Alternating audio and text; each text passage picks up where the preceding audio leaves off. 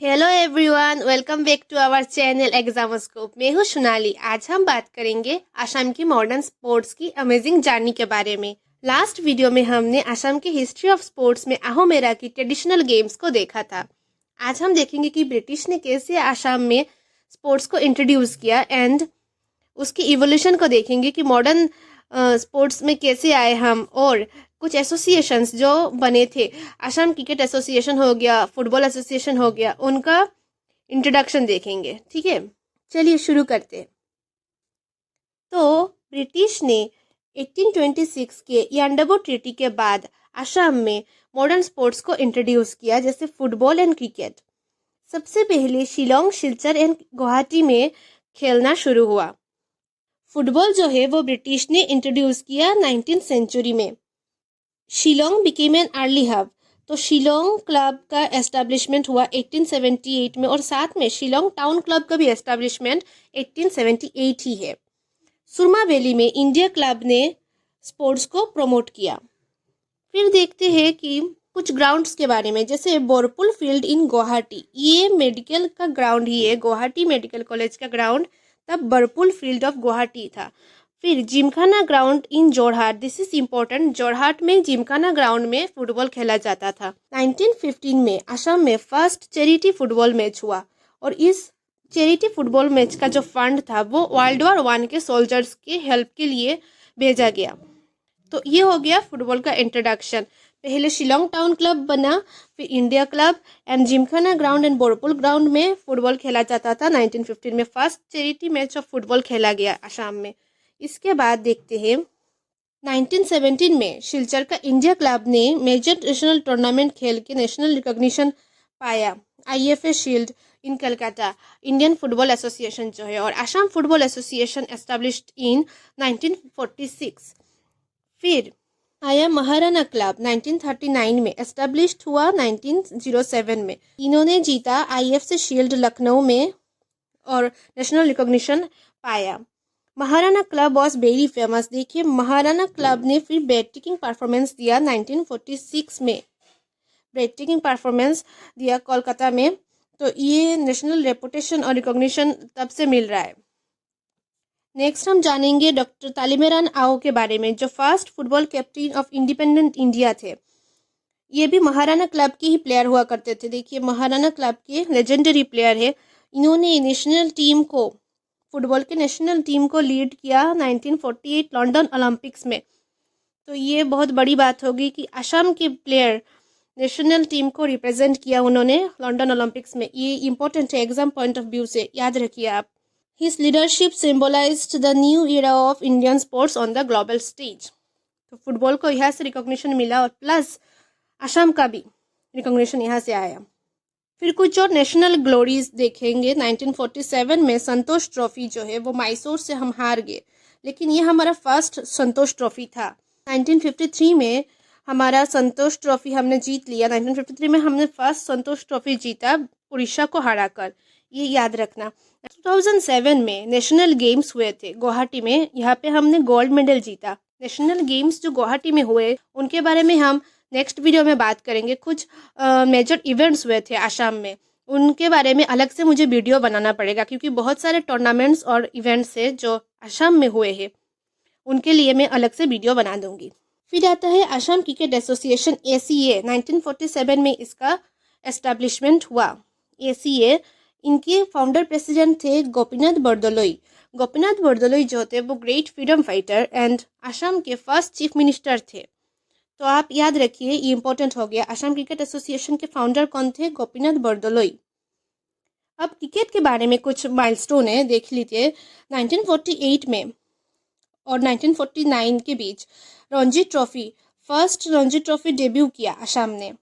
फिर 1951 से 52 में फर्स्ट रणजी ट्रॉफी जीता हमने उड़ीसा के against, first victory in Ranji trophy, ये याद रखिए। फिर 2012 एंड 13 में रनर्स अप हुए Vijay Hazare trophy. Vijay Hazare trophy is a very famous trophy. तो यहाँ पे जो इम्पोर्टेंट पॉइंट है वो ये है कि हमने रणजी ट्रॉफी कब जीता और किसके अगेंस्ट में जीता। ये उड़ीसा में जीता हमने, और 51 से 52 में हुआ।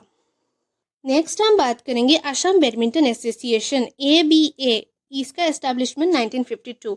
तो आप याद रखिए, असम फुटबॉल एसोसिएशन हुआ था 1946, असम क्रिकेट एसोसिएशन 1947 से 1948 के बीच, और असम बैडमिंटन एसोसिएशन जो है वो 1952 में हुआ। असम में बैडमिंटन एकेडमी भी इनॉग्रेट हुआ है फिर 30 अक्टूबर 2010 में। इसकी जो फैसिलिटी है वो वुडन कोर्ट्स है। वुडन कोर्ट्स आपको देखने को मिलेंगे, रेसिडेंशियल फैसिलिटी है यहाँ पे, और ये इतना पॉपुलर है कि बाहर के स्टेट से भी प्लेयर्स आते हैं, जैसे मेघालय, मणिपुर, उत्तर प्रदेश एंड हरियाणा के प्लेयर भी यहाँ के खेलते हैं, प्रैक्टिस करते हैं। जो भी उनका टूर्नामेंट्स होता है यहाँ पे हो सकता है। एकेडमी ही Assam badminton academy.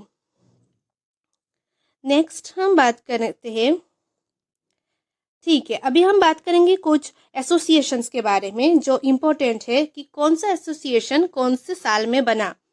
Hockey association जो है वो 1952 में हो गया था, volleyball 1955, tennis 1957 and weight lifting 1969। Kabaddi देख सकते हैं 1977, बॉक्सिंग 1979, खो खो जो है वो 1987। अब बात करते हैं खो खो की। देखिए, खो खो जो है वो महाराष्ट्र से आया है। जो गेम है खो खो का ओरिजिनेशन महाराष्ट्र में हुआ था। खो खो में 12 प्लेयर्स रहते हैं दो टीम में, मतलब 12 प्लेयर्स ईच। दो टीम रहते हैं, 12 प्लेयर्स ईच, पर फील्ड में 9 प्लेयर्स ही रह सकते। एक बार में फील्ड में एक टीम के 9 प्लेयर्स ही उतर सकते हैं। तो ये खो खो का हो गया, खो खो याद रखिए, ठीक है। तो kho kho association and judo association 1987 में हुआ, फेंसिंग एसोसिएशन 1997 में हुआ।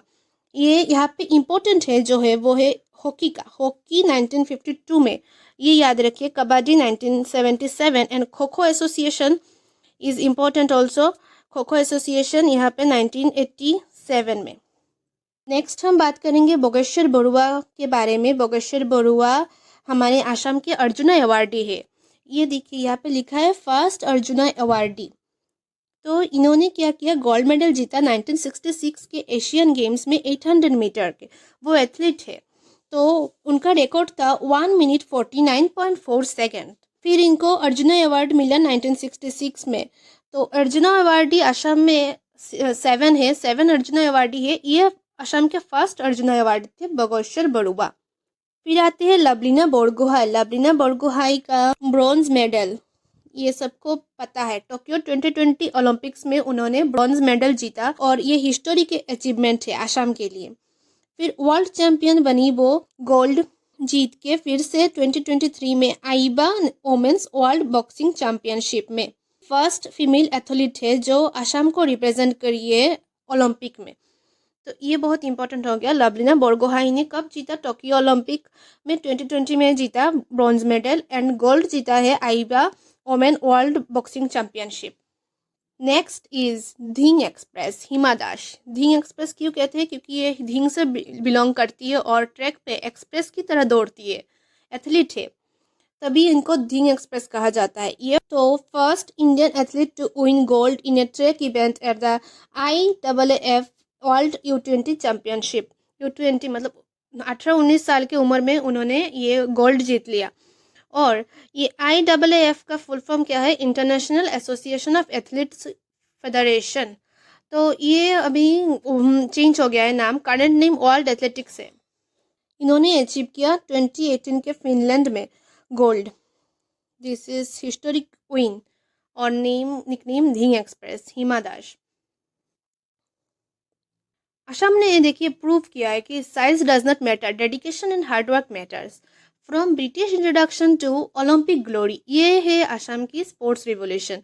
हमने इस वीडियो में बस ये देखा कि कैसे ब्रिटिश ने स्पोर्ट को इंट्रोड्यूस किया असम में और कैसे शुरुआती में वो असम के एसोसिएशंस बने। पर कुछ और चीज़ें रह जाती है, जैसे असम के मेजर इवेंट्स, टूर्नामेंट्स कब कैसे कहाँ पे हेल्ड हुए हैं। फिर अर्जुना अवार्डी ऑफ असम के स्पोर्ट्स वेन्यूज जो इम्पोर्टेंट है एग्जाम के लिए, वो हम नेक्स्ट कुछ वीडियो में डिस्कस करेंगे। अगर आपको ये वीडियो हेल्पफुल लगा हो तो लाइक करें और सब्सक्राइब करें और कमेंट में बताइए कि कौन सा एथलीट आपका फेवरेट है। Thank you for watching till the end.